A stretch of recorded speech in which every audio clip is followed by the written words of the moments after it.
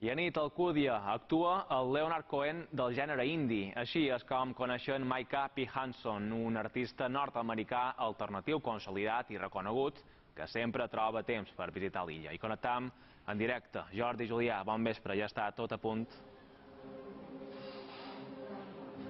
Bon vespre, Toni. Si acaba de començar aquest concert d'aquest artista de Memphis de 37 anys que arriba aquí a Alcúdia després d'haver visitat a Mallorca fins a 6 vegades. L'any passat va estar a Muro. Aquí presenta The Holy Strangers, el seu nou treball que acaba de publicar fa uns mesos. Hi ha 14 cançons, algunes d'elles instrumentals i d'altres que parlen de la vida, de la mort, de la família, de l'enfermetat.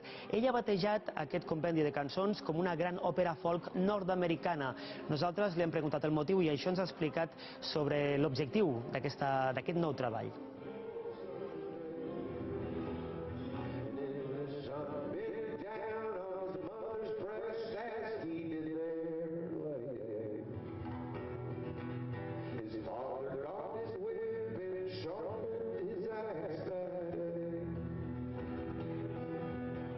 I called it a modern folk opera.